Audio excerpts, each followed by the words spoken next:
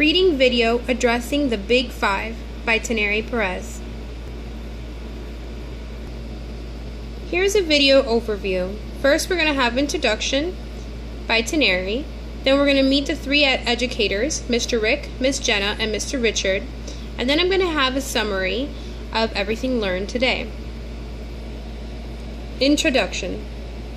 Hello there, my name is Teneri Perez, and today we'll be focusing on the 5 components of reading and effective reading programs from 3 educators, Mr. Rick, Miss Jenna, and Mr. Richard. It is very essential that teachers address the 5 components of reading on a daily basis in the classroom. Through this video, you'll see the different approaches taken by the 3 reading educators to effectively teach phonemic awareness, alphabetic principle, fluency, vocabulary, and comprehension. Meet Mr. Rick. That helps kids to focus on. Today, we have been talking so much about character traits and feelings and using more exact words to describe them. And it made me think about how to do that, you have to stay so present with your reading.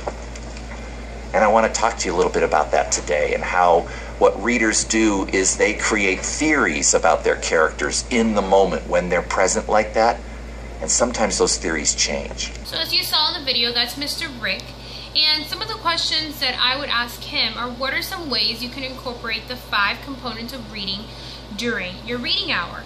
And as you saw there, he has all the students sitting down on the carpet getting ready for a read aloud, in which the teacher will ask questions, the students will have a discussion, and Mr. Rick will go and tune in to the conversations they're having, gather up all the information, and then share it as a class, share different ideas from those students.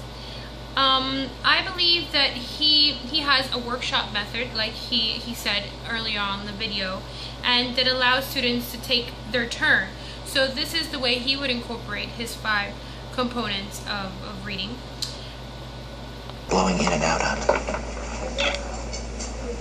She can only ride her tricycle with 2 hands. Yeah. It might be like hard for her, so she's like taking What does she have in her mouth? Oh, she has like a teeth organ. You know what that is? No. It's a harmonica. The question I would ask Mr. Rick is, how do you meet the different needs of students in the class is if every one of them needs help in different components of reading? And as I see here in the video, Mr. Rick likes to work a lot with students one-on-one. And his way to work with students one-on-one is during his silent reading time. During his silent reading time, all the students are in their own little world with different books, and then he tailors to each student according to their needs. For example, as you saw in this video, he was helping that student with specific needs in comprehension and vocabulary. And if you keep on watching the video, he actually set her next to a student that is very good, very proficient in vocabulary, and every time she has a question that it pertains to vocabulary, she asks her next door neighbor. Her next door neighbor doesn't mind. Obviously, he had thought about the student that was going to go next to that specific girl that needed help. And then he goes around helping her with comprehension by asking questions of what she reads. My 3rd question for Mr. Rick is, how are you able to make your reading lessons effective? And as I saw in the video, he makes sure that all his students are understanding what they read or know how to look for the answer. And he does it one-to-one student, like I had mentioned before. He has different ways of students finding their own answers, or he comes around and helps them one-on-one. The last question I would ask Mr. Rick is, when will be a good time to check for understanding? And as I saw from the video, every day, every minute that you're teaching reading is a good time to observe and check for understanding. He also keeps a notebook with information on the last time that he read with the student and what they worked on and what they were struggling in. So next time that he approaches that student, he knows exactly where they left off. Meet Ms. Jenna. Thank you, scholars. I love it because I'm pulling groups of scholars, and they're grouped according to reading level, and so that way I can like directly meet their needs. And then the rest of the students are doing readers workshop and independently practicing various skills. The first question I would ask Ms. Jenna is, what are some of the ways that she incorporates the 5 components of reading during her reading hour? And as I saw in the video, she teaches explicit instructions through guided reading and groups them according to their reading levels.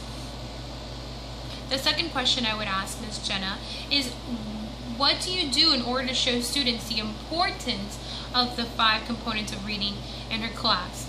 And as I saw here, she sits them down on the carpet and they have a discussion on the importance of fluency, and I'm going to show you that in a video right now. Why is fluency important? Why is it important to have a fluency workstation if we want to be good readers? If you don't have fluency, you will read like a robot. So you'll read like... So I think there's like a lot of buy-in when I'm introducing reading workstations and like, why is the work that we're doing so important? What Juliana is going to help me do is... So as you saw in the video, Ms. Jenna was asking the class, why is fluency important? And they shared their ideas so they can realize the reason why they're learning this. And then later on, she goes to talk about how athletes practice all the time for a game. Same thing we have to do in order to become better readers. Another question I would ask Ms. Jenna is, how do you clarify that students understand those skills and strategies for the components of reading? Because some are talking and are discussing, but some might not understand. So if you keep on watching, she checks for understanding by having the students transition to their seat after the mini lesson was taught, and they independently practice the skills that she just taught. And that's how she checks for understanding. Meet Mr. Richard. Hi, my name is Richard and I'm a 5th grade teacher. Thank you for coming out today, Mr. Richard. Now I have some questions for you regarding the 5 components of reading and how you teach them effectively in your reading program. The first one is, what are some of the ways you incorporate the 5 components of reading during your reading hour? Well, I like to go through different ways of teaching. I use stations in case the kids need to work on a particular area. I like to do group work, let the kids work together. Very often, not that often I do individual work, because I want the kids to be able to work together. I don't want to be the one talking most of the time. I work on fluency with reading pairs, pair reading, choral reading, pretty much any way to get the kids and their fluency better. Thank you for that. Now, what would be a good time to check for understanding? Well, to check for understanding, you should pretty much do that at any time. There's no specific time that says now you have to check for understanding. You don't want to teach a lesson and then you check for understanding at the end and you find out your students were 3 lessons behind. You want to pretty much make sure your students are always on track with you. Thank you for that information. Again, the last question I have for you today is, when some students have mastered some of the components of reading but others have not, what do you do to meet the needs of those students that have not yet mastered the 5 components of reading? Well, the obvious answer is to reteach, but to reteach a different way, differentiate your instruction, bring it a different way. And also, if you have students who understood the material, let them help the students who are having some trouble with it, because maybe they can help the students get it in a different way that they understood it. Sometimes the way the student understands it is easier for another student to understand it rather than the teacher just explaining it. Thank you for all that information, Mr. Richard. So, do you have any final thoughts about reading? Reading is very important. To me, it's the most important subject. Maybe I'm a little biased because of what I teach, but I think you can't do anything else unless you read. You can't do math, you can't do science, you can't do social studies. You need reading. Thank you for taking the time to create these videos to Mr. Rick and Ms. Jenna. And Mr. Richard, thank you for your time to coming out here and giving me such helpful information for my studies. I have learned a lot today, and I plan to use some of those skills and strategy in my classroom. I believe reading is so important for everyone, and I believe it is crucial for students to know and understand the 5 components of reading, especially in their development of literacy instruction. Thank you.